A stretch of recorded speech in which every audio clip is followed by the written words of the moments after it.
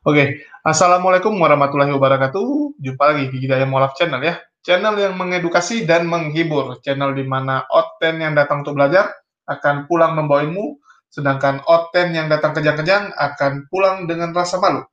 Dan di kesempatan ini kita akan membahas berita terbaru ya. Ini yaitu berita tentang skandal yang menimpa kekristenan ya eh, dalam maksud ya ini kekristenannya Katolik ya. Jadi kita bedakan dulu Katolik dan Protestan.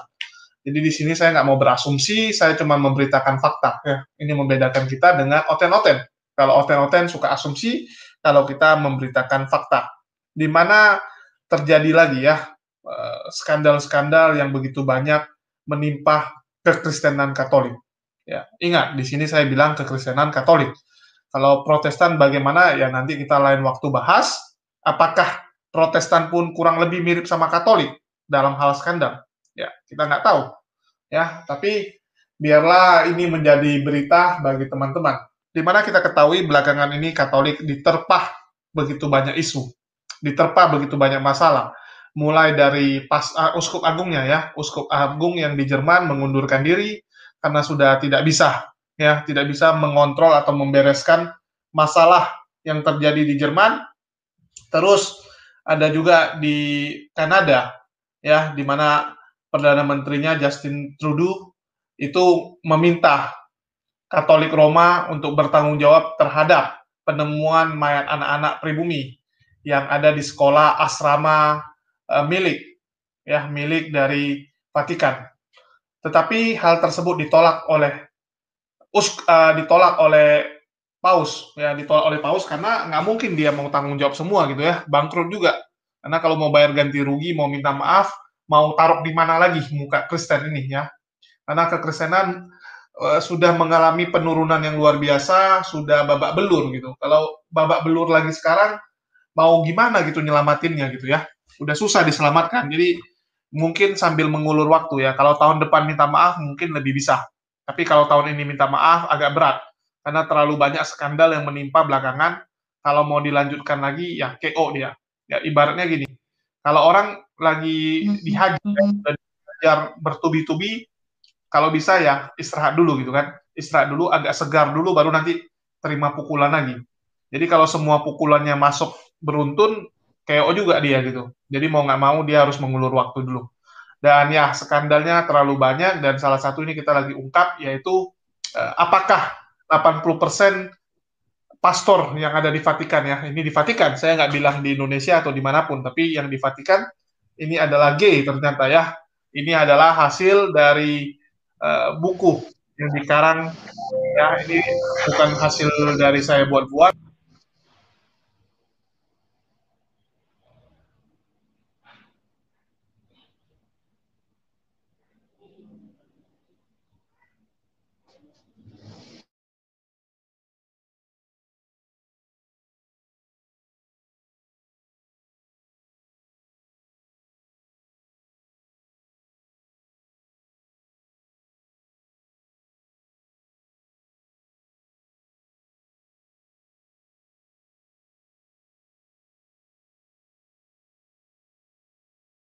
Oke, sorry, kok tiba-tiba saya hilang ya? Tiba-tiba saya disepak keluar ini ya, tiba-tiba yang saya buka pun semua bisa hilang tiba-tiba, nggak tahu nih karena hang komputer atau di ini ya diserang oleh roh halus ini mungkin. Saya juga nggak tahu. Yang pasti tiba-tiba tertutup semua gitu. Saya juga terkejut. Ya,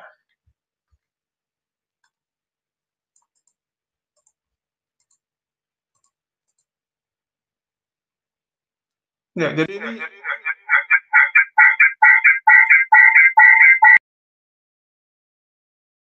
oke, sorry ya, tiba-tiba nih entah kenapa kok jadi hang seperti tadi gitu, bisa bergema.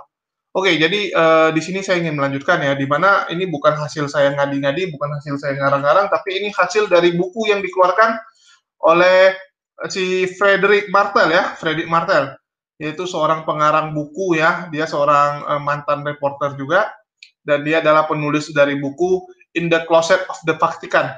Ya, ini buku yang luar biasa viral. 80%. Ya, ini buku yang dikeluarkan di tahun 2019 dan belakangan ini makin sering dibaca-baca oleh orang karena banyaknya skandal-skandal yang menimpa kekristenan. Terus, oke, ini bukunya ya, teman-teman boleh nih jadikan referensi kalau mau beli ya. In the Closet of the Vatican, Power, Homosexuality, Hypocrisy. Ya, ini bukunya. Ya, di Tokopedia juga ada dijual nih. Tereng ya mungkin boleh dibeli, harganya 339.000. Oke lah ya, nanti kita beli buku ini. New York Times bestseller gitu ya. Ini bestseller di Amerika. Di mana isi buku ini menyatakan bahwa 80% pastor yang ada di Vatikan merupakan pelaku gay. Ya, jadi pengarangnya ini si Frederick Martel ya. Adalah sebuah buku karya Frederick Martel yang diterbitkan dalam bahasa Prancis oleh Edition Robert Laffont pada Februari 2019 serta dirilis dalam 8 bahasa. Buku tersebut berdasarkan pada pengakuan dari 41 kardinal, 52 uskup dan 45 nunsius apostolik. Ya, jadi ini dari pengakuan ya, bukan dia ngarang-ngarang, bukan dia yang tebak-tebakan, tapi memang pengakuan dari 41 kardinal, yaitu kardinal ini adalah uskup agung. Ya, 41 uskup agung, 52 uskup biasa, dan 45 nunsius apostolik. Ya, luar biasa ini. Skandal yang sangat besar ya, skandal yang besar. Terus, di berita-berita luar juga memberitakan hal tersebut ya, baik di RT maupun di, tunggu ya, saya buka aja. Katolik.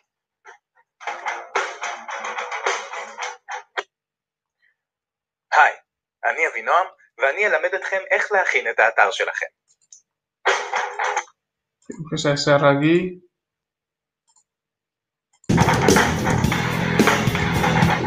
Buku ini adalah hasil penyelidikan yang saya lakukan selama 4 tahun.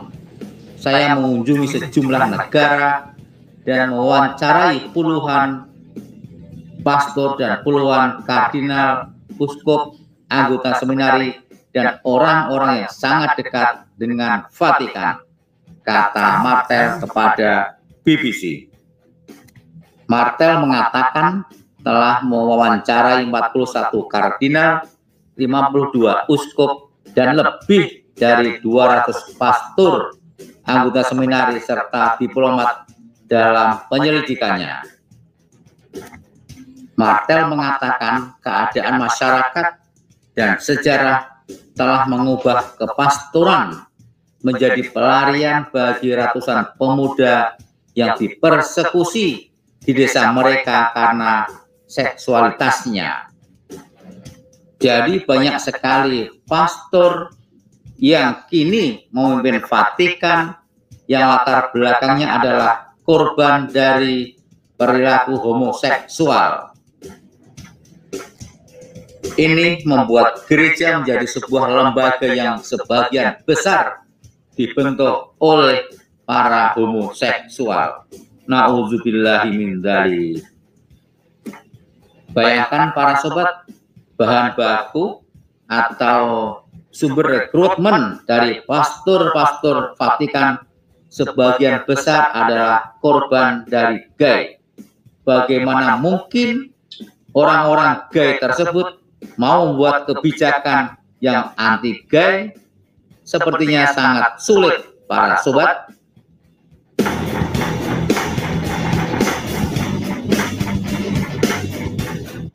Saya menemukan Vatikan adalah sebuah organisasi gay pada tingkat tertinggi.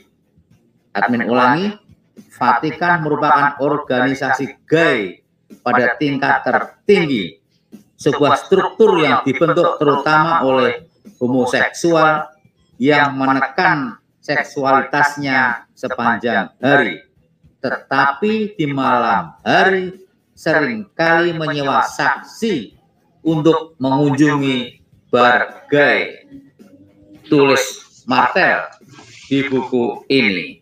Bayangkan para sobat, bagaimana bentuk kemunafikannya selama ini, di mana pada siang, pagi, sore hari dengan jubah kebesarannya berkhotbah di gereja-gereja, di katedral-katedral, soal diantaranya tentang perilaku gay yang tidak boleh dan tidak baik. tetapi pada malam harinya para pastor itu gelayaban di tempat-tempat tongkrongan gay, di tempat-tempat bar gay. Luar biasa kemunafikannya. Yeah. Salah satu sumber Martel mengatakan 80% pastor di Vatikan adalah gay. Tetapi penulis Prancis tersebut tidak secara independen mengkonfirmasi datanya. Martel mengatakan dirinya menemukan bukti ribuan pastor menikmati gaya hidup yang mereka kecam pada saat misa. BBC telah menghubungi Vatikan untuk mendapatkan komentar terkait dengan tuduhan Martel, tetapi tidak segera mendapatkan jawaban.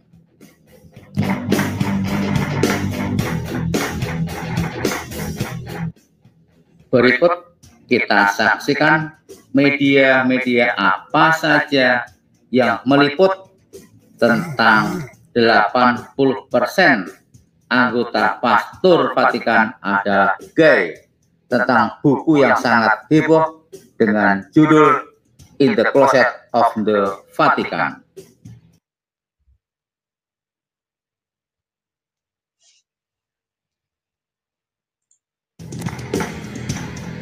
Inilah media-media yang memuat buku tentang klaim 80% pastor di Vatikan adalah gay. Buku judul aslinya adalah In the Closet of the Vatican. Kita mulai para sobat untuk membuktikan bahwa Indonesia News TV gay.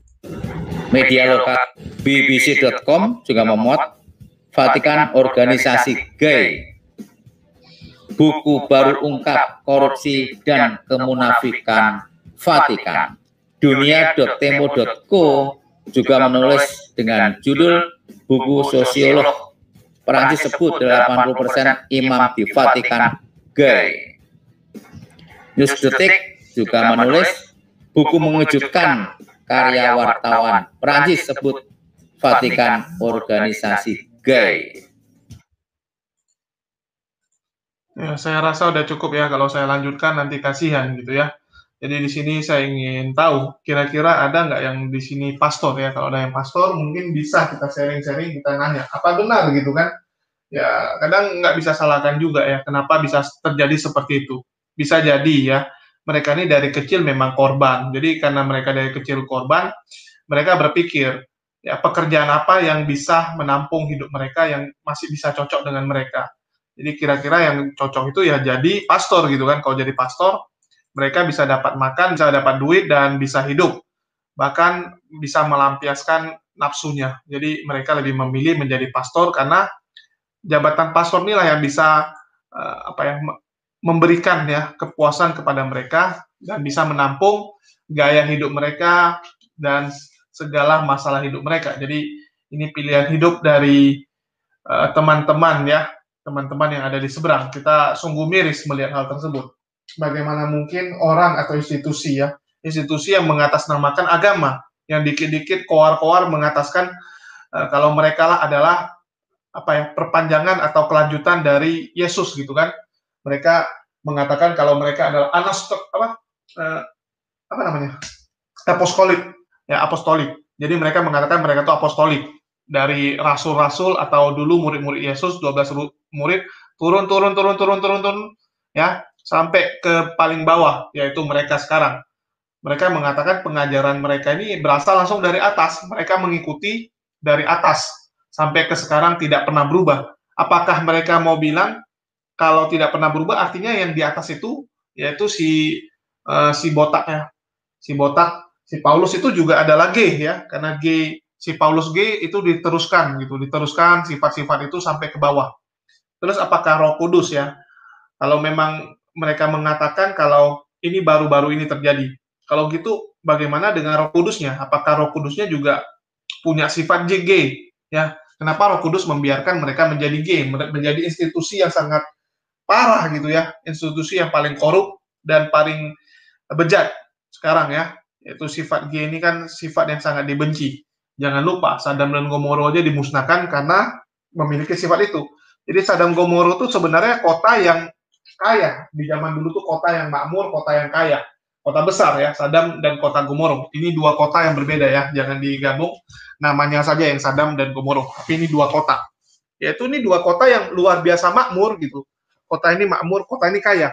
Terus kota ini juga sebenarnya kesalahannya adalah jadi gay. Dia bukan kesalahan karena mereka ini tempat perampok atau kumpulan penjahat ya. Mereka ini bukan markasnya perampok atau penjahat. Mereka ini pedagang yang hebat, ya mereka ini orang-orang pintar. Jadi dikisahkan kalau Sodom dan Gomora adalah kota yang luar biasa ya secara ekonomi. Tapi kesalahan mereka adalah mereka gay. Ya, kesalahan mereka lesbi dan gay. Mereka suka sesama jenis. Bahkan dikatakan ada kisah ya, pertama kali manusia jadi gay itu saya pernah baca, yaitu seorang laki-laki ya, seorang pria, dia dipenjarakan gitu. Dia dimasuk penjara, terus disebut setan ya. Setan merayu dia, ya, setan merayu ini. Gini. Ada satu pemuda yang ganteng putih ya, dia masuk ke dalam penjara. Terus setan merayu sipil penjara itu. Ya, setan merayu sipil penjara ya untuk menikmati tubuh laki-laki ini, tubuh pria ini. Sipil penjara yang pertama nggak mau gitu. Terus gara-gara dirayu setan dia mencoba dengan pria muda ini yang di penjara ini, tawanan dia. Ternyata dia merasakan kenikmatan yang luar biasa, ditulis di situ. Terus dari sana yang laki-laki yang udah disodomi sama dia ini terus menjadi ketagihan. Dari mereka berdua lah mengalir gitu ya. Mengalir sifat-sifat itu ke penduduk kota tersebut, yaitu Sodom dan Gomora. Dari situlah mulai perilaku menyimpang itu. Jadi Tuhan benar-benar marah gitu kan, karena mereka sama seperti Hawa ya, yang dibujuk rayu oleh setan, mereka juga melakukan hal yang sama. Mereka dibujuk rayu, terus mereka jadi seperti itu. Apakah ini menunjukkan bahwa Vatikan adalah perwujudan dari setan gitu ya? Mereka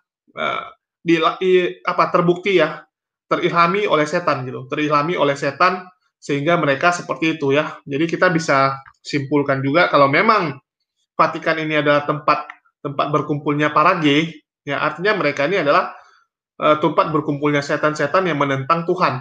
Bisa disimpulkan mereka lah penyesat itu. Ya, jadi dari sini kita bisa ambil kesimpulan fix gitu ya, fix kalau kekristenan Katolik ini ya, mereka ini sudah sangat menyimpang dan mereka ini adalah perkumpulan dari orang-orang yang tidak benar, yang orang-orang yang dilaknat oleh Allah, ya dilaknat oleh Tuhan. Jadi jelas mereka ini memang seperti itu.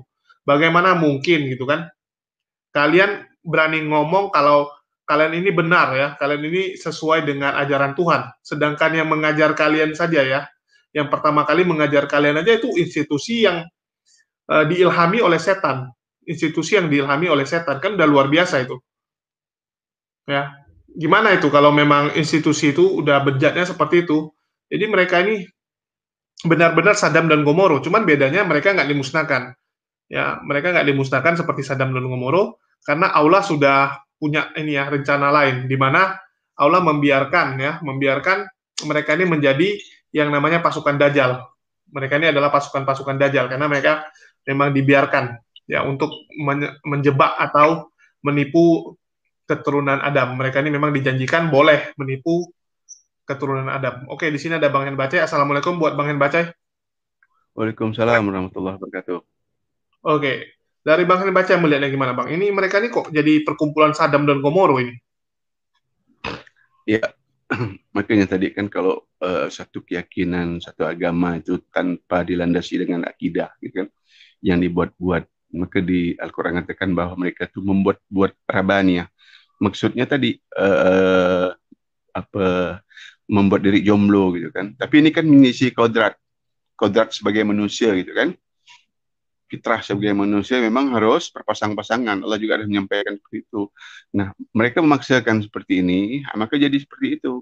Syahwat manusia ini lebih parah dari syahwat binatang gitu kan. Sementara ada pasangan aja, mereka masih bisa menyimpang. Jadi ada istilah gini, seanjing-anjingnya anjing. Ini kan bahasa tadi kan gimana ya? Seanjing-anjingnya anjing. Nggak pernah saya nengok anjing itu kawin apa?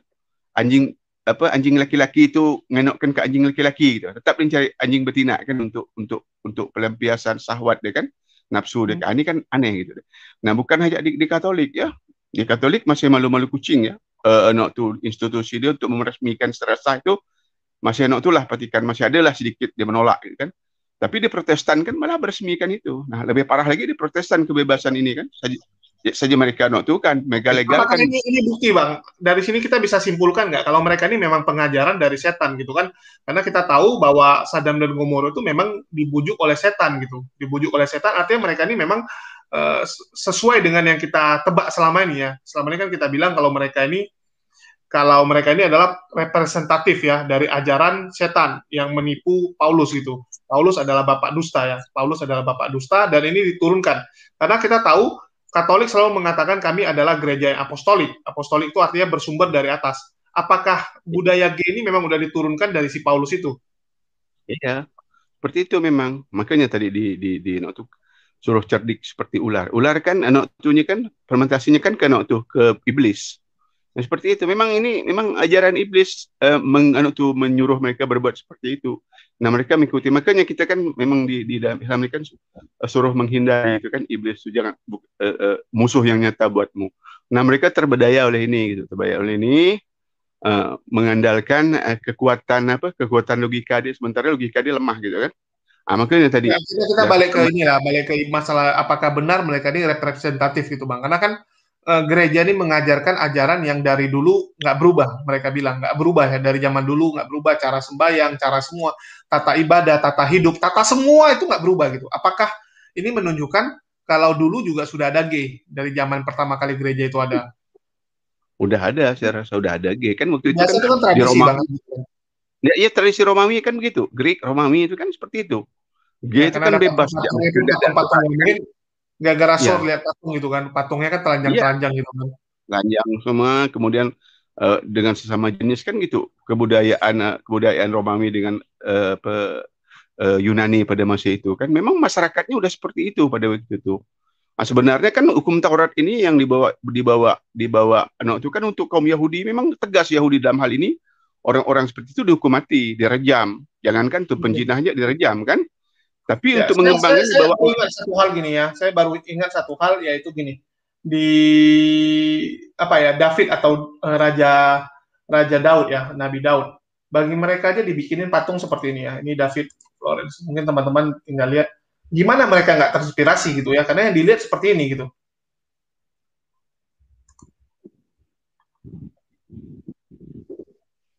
Ya. Nah, ini Vatikan. Patung ini bukan dari kaum Yahudi ya. Kaum Yahudi anti benar dengan hal-hal seperti ini mereka. Mereka tahu perbuatan ini kan, jangan membuat patung dan sebagainya. Nah, ini kan dibuatkan orang-orang Romawi dengan orang-orang Yunani yang buat patung-patung. Ya, mereka suka keindahan gitu, termasuk keindahan tubuh gitu kan. Jadi keindahan seni. Nggak boleh pakai baju, jadi semua telanjang gitu. Ya. Jadi saya lihat ada pengaruhnya juga gitu kan, karena setiap hari yang diliatin kayak gini terus, gimana otaknya dia nggak jadi aneh gitu. Iyalah, makanya tadi kan gambar-gambar seperti itu kan membahayakan otak. Jadi pornografi itu kan otaknya kan kesana terus. Apalagi dia sendiri selibatkan macam laki-laki di Kristen itu, di Katolik itu kan sendiri aja dia kan. Nggak mungkin kalau laki-laki normal tetap tuh gitu, tetap ada syahwatnya, tetap bangun pergi dewasa kan. Nah, akhirnya kan melampiasnya seperti apa dia? Kan gitu. Datanglah setan tadi. Makanya tadi kan yang jelas-jelas mereka melanggar itu, mereka masih bisa udah pasti jatuh. Yang tidak melanggar, yang bebas seperti Protestan aja. Kemudian kita lihat aja kan hari ini kan. Lebih anak itu lagi mereka. Jadi sama aja sih sebenarnya. Ajaran kasih itu sama aja. Mungkin maksud kasih sama jenis gitu ya. Kasih sama Allah alam ya. Nah, itulah memang kalau agama udah menyelisih kodrat manusia, ya kan? Udah menyelisih fitrah manusia, nah seperti inilah kejadiannya. Akan hal aneh-aneh itu terulang kembali gitu. Tetap seperti itu. Suka sama jenis itu kan dari dulu gitu.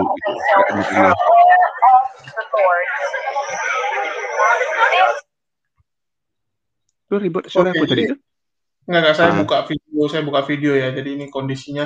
Ada beberapa patung tuh memang kayak arah-arahnya kayak di G gitu ya. Saya baru ingat di Firenze ini. Jadi Ya, ini patungnya bentuknya seperti ini ya. Ini di alun-alun tempatnya kota Firenze atau Florence ya. Firenze, ini namanya patung David. Ini patung paling terkenal yaitu Raja Daud.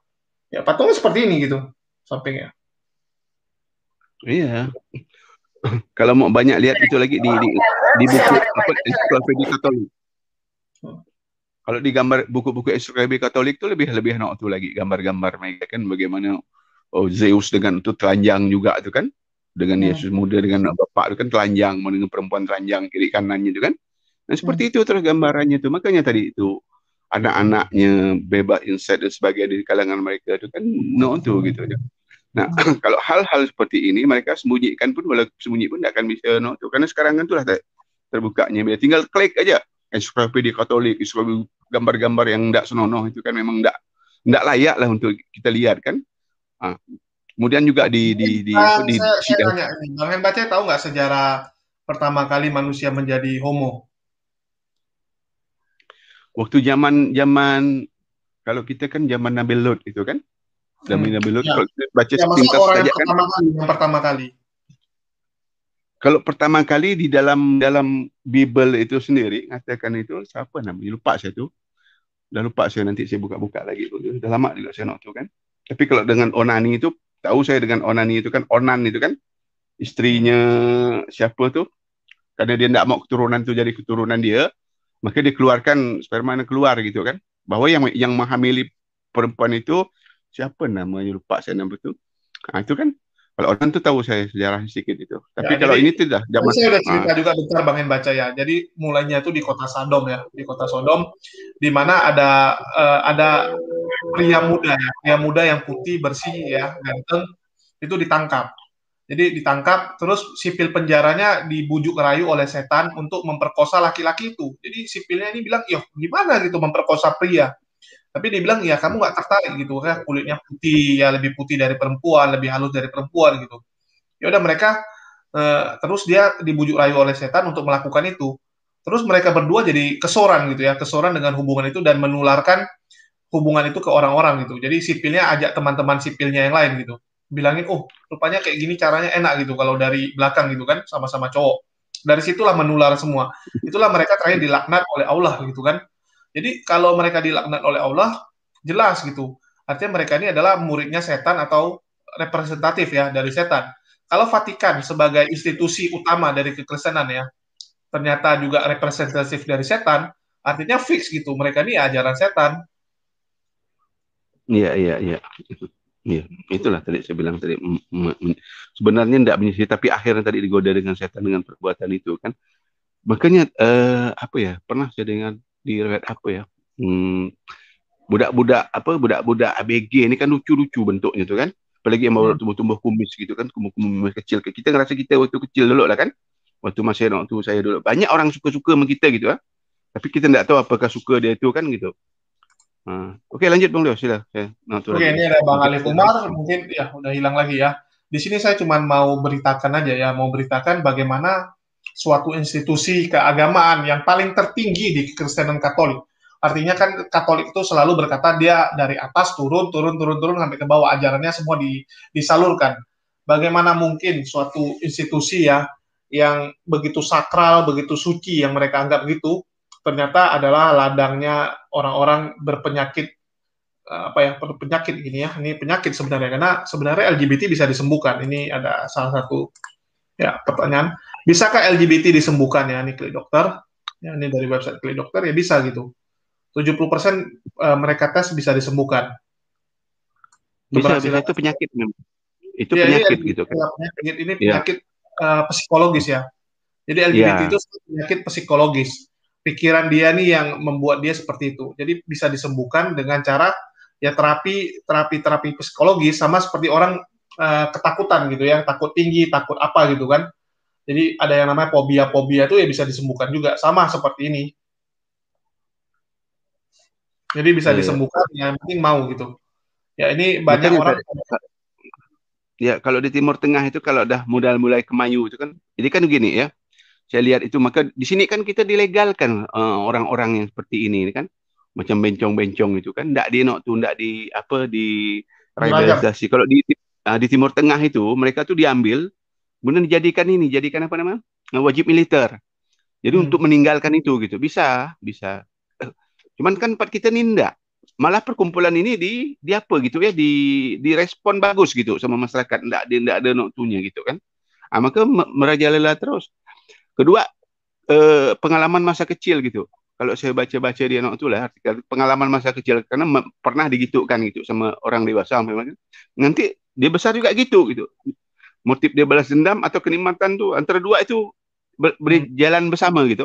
Kalau saya baca di anak itu kan di artikel yang pengakuan mereka yang udah sembuh lah gitu kan, yang udah sembuh memang. Ya, rata-rata kalau kita baca ya, ternyata kenapa orang bisa jadi gay biasanya gara-gara ya ini dari teman ya, yang mulainya dari teman, terus ditularkan ya, diajarin gitu. Terakhir dia jadi penasaran, jadi ikutan, dan ya lanjut-lanjut seperti itu gitu.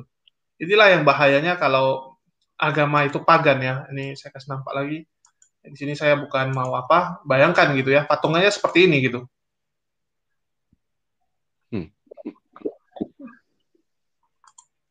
Itu patung-patung ini sampai hari ini masih ketemu kita kalau ke apa di Eropa Itali itu masih banyak, di Itali masih banyak, Itali paling banyak. Di taman-taman kota. Lebih banyak di Vatikan, Bang. Di Vatikan itu semua isinya patung. Iya. Makanya Vatikan malah di kuburan tidak ada ruangan yang tidak ada patung, boleh dicek. Ya, Vatikan itu semua isinya patung. Patung-patung berhala, patung-patung zaman-zaman dulu punya agama pagan dikoleksi sama mereka. Jadi mereka dulu kan musnahkan agama pagan tuh. Agama pagan dimusnahkan, diambilin semua patungnya sama mereka. Iya. Oke, ini ada Bang Jen. Assalamualaikum buat Bang Jen. Assalamualaikum. Suaranya lagi jelek kali, Bang. Oke, udah hilang lagi ya. Mungkin kira-kira itu aja untuk berita pagi ini. Saya nggak mau lama-lama ya, karena kita cuma sharing-sharing berita yang terbaru. Kalau debat nanti baru di lain kesempatan. Kira-kira dari Bang Henbace melihatnya gimana nih, Bang? Apakah ini udah tanda-tanda akhir zaman ya, akhir zaman karena udah terbongkar semua, ya mulai terbongkar satu-satu, ataukah ini baru mulai, atau ada saran nih untuk teman-teman Oten? Jadi tanda-tanda akhir zaman memang udah lama, dah dari dulu udah nampak kan. Cuma ini kan tanda-tanda kecil kan, salah satunya kan tanda-tanda kecil itu kan belum tanda-tanda besar ya, mati mendadak kan, wabah dan sebagainya, gempa bumi sering terjadi, malah gerhana makin sering itu kan. Kalau kita baca di tanda-tanda kiamat itu kan itu udah jelas ya tanda-tandanya. Nah, ini masih tanda-tanda kecil, tapi akan terus membesar gitu kan, karena perbuatan perbuatan selibat yang menyelisihi kodrat sebagai manusia gitu kan. Nah itu kan terus, makanya tadi saya kedua juga di Bible itu sendiri ada macam legalitas untuk melakukan perbuatan ini gitu, ada kayak petunjuk lah gitu kan, kayak legalitas untuk melakukan perbuatan yang gitu kalau salah noktunya kan.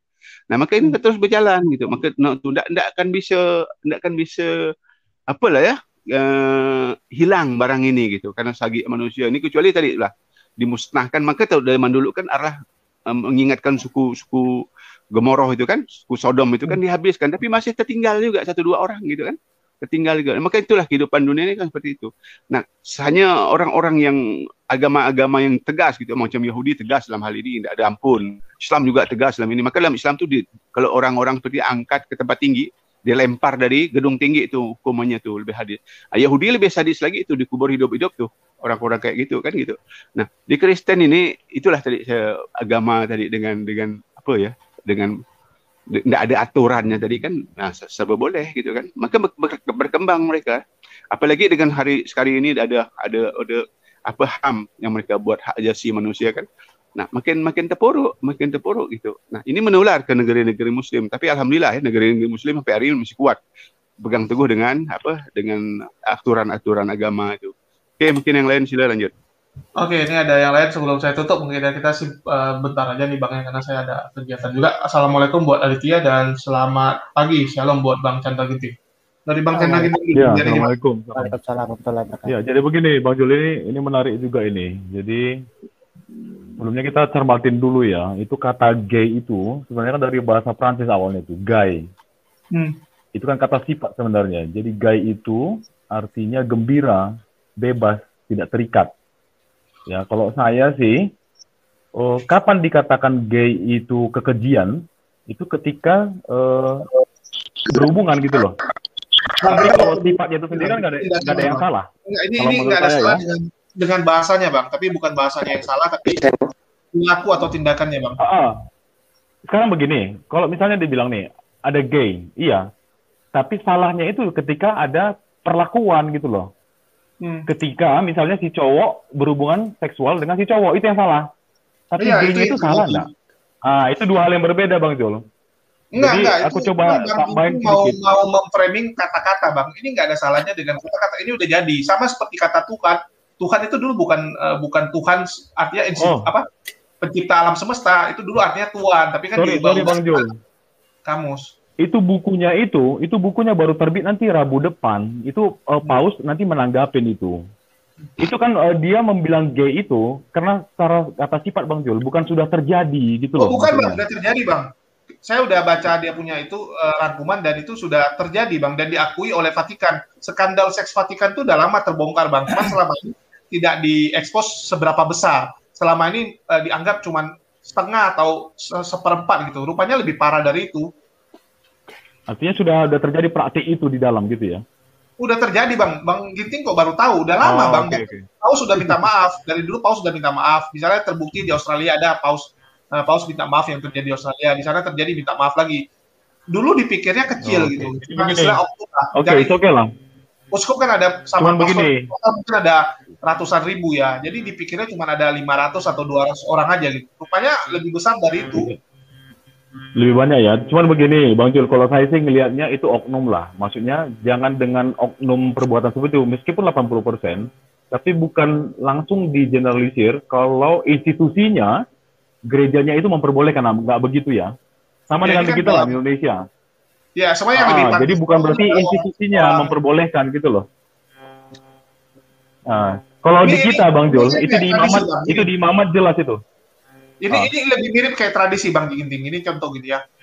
Ini nggak terlepas, saya nggak bilang kitab sucinya ya. Kita nggak bilang ajaran Alkitabnya. Ya Alkitab itu nggak boleh. Tapi itu saya bilang yang terjadi sama orangnya karena gini. Ini siapa yang ya, jadi yang terjadi adalah kayak tradisi, misalnya kayak satu sekolah ya. Misal Bang Ginting pernah sekolah di satu sekolah yang dari dulu nih anak cowoknya nih kebiasaan merokok gitu. Itu seperti tradisi, jadi seniornya ngajari junior, juniornya ngajari juniornya lagi gitu nanti. Saat juniornya naik jadi senior itu diajarkan lagi. Jadi kayak suatu tradisi lah, sekolah itu punya ciri khas.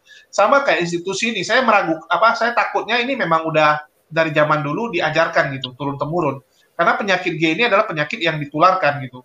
Ada orang yang memulainya dan dia ajarkan juniornya ya, misalnya Bang Henbaca gitu, dia gay, dia ajak Aditya, terus Aditya ngajakin Jen gitu kan, itu ngalir gitu, bukan nggak ada angin nggak ada badai langsung jadi gay gitu. Oke, udah hilang pula Bang Ginting, mungkin lagi sibuk ya karena sinyalnya lagi jelek tadi. Oke, mungkin dari Aditya tanggapannya? Oke, makasih atas waktunya. Begini, memang menarik ya topik ini diangkat itu. Kalau gay ini kan memang suatu penyakit ya, penyakit yang harus dicegah penularannya.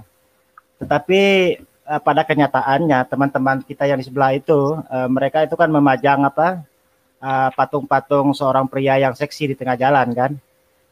Dan ini ya nampak lagi dan ini berpotensi menyebarluaskan penyakit itu sendiri, virusnya itu kan. Karena apa? Karena dulu saya punya teman loh ya, ini pengalaman saya ini. Teman kos dulu waktu Surabaya. Awalnya dia itu ya memang laki-laki normal, tidak ada kendala seperti perilakunya sebagai itu tidak ada. Karena kebetulan yang di sebelah kos juga ada itu yang berpenyakit demikian, penyakit gay ya. Jadi tiap hari kita bergaul sama yang ngomong-ngomong kan, ujung-ujungnya teman saya dia ketularan. Keseringan masuk kamarnya si A itu, AR namanya kan inisialnya itu, keseringan masuk ke situ terus ya nggak tahu lah apa yang mereka lakukan di dalam kan, sering bincang-bincang mereka. Ujung-ujung teman saya ya ketularan. Jadi pada intinya ya ini memang penyakit gitu loh. Jadi dan harus diobati. Ya cocok seperti apa yang dikatakan Bang Han Bance tadi ya, ini harus dipakai terapi ya didaftarkan entah itu jadi security atau jadi hansip atau apalah kan, biar dia latih karate dan sebagainya kan, biar biar mereka dijauhkan dari komunitasnya gitu loh. yang ini memang perlu dijauhkan. Nah, dan saya berharap kepada tetangga sebelah itu memasang patung-patung yang seksi di perempatan jalan itu ya. Itu juga ya bagian dari artinya begini, maksud saya itu berpotensi untuk menyebarkan penyakit LGBT itu tadi. Jadi itu saja sih. Pada intinya ya itu sebenarnya penyakit, bukan bukan sifat turunan atau bukan. Orang normal pun kalau bergaul dengan orang LGBT itu kalau keseringan ya bisa jadi ketularan dia dan bisa penyakit itu jadi menurun pada dirinya. Saya rasa sama ya, di Islam dan Kristen juga ada ajaran ya, kamu bergaul sama siapa maka kamu akan menjadi seperti itu. Jadi kalau kamu bergaul sama LGBT ya jangan salahkan kalau kamu tiba-tiba jadi agak menular juga gitu. Jadi memang pergaulan ini menentukan kita jadi orang seperti apa. Oke, mungkin dari Bang Giting kira-kira ada lagi mau disampaikan sebelum saya tutup? Ya, namanya dikit aja Bang Jul. Jadi kalau di kita, di Kristen ya, itu Alkitab memang jelas dilarang itu Bang Jul. Itu ada di Imamat 18 ayat 22, sama Imamat 20 ayat 13. Saya bacain dikit ya Bang Jul, sorry ya. Imamat 18 ayat 22. Jangan tidur dengan laki-laki seperti dengan perempuan. Itu adalah kekejian katanya. Terus Imamat 20 ayat 13 dibilang, jika seorang laki-laki tidur dengan laki-laki seperti dengan perempuan, maka keduanya melakukan suatu kekejian. Pastilah mereka dihukum mati. Darah mereka tertimpa atas mereka. Itu aja Bang Jul. Ya harusnya dihukum mati sih. Harusnya dihukum mati. Tapi ya udah, ini udah terjadi. Cuman saya mau bilang, ya ini membuktikan apa? Membuktikan ternyata mereka bukanlah orang yang melakukan hukum-hukum yang tertulis di Alkitab Anda, tapi mereka malah menentang hukum itu. Jadi kalau mereka menentang ya kira-kira ajaran mereka atau pemahaman mereka atau kebijakan mereka itu akan jadi seperti apa ya. Kalau orang yang kebijakannya cuma di mulut ya mengatakan oh saya ini Alkitabiah, tapi tindakannya rupanya tidak sesuai dengan itu. Artinya tahu sendiri lah ajarannya bakal seperti apa. Jadi saya nggak mau banyak cakap, ini mungkin jadi pelajaran aja ke teman-teman ya. Untuk melihat institusi itu jangan yang munafik gitu. Jangan yang istilahnya di sini keluar ya positif tapi tindakannya sendiri nggak beres. Ya mungkin itu aja dari saya. Makasih buat semuanya nih yang udah mampir. Sorry Bang Jen nggak bisa ngomong karena mic-nya ini kacau balau kali ya. Jadi pastikanlah Anda memilih orang ya atau yang benar-benar jangan munafik, yang ngomongnya A tapi yang dilakukan B. Itu aja dari saya. Makasih buat semuanya. Kita jumpa lagi nanti ya. Ya.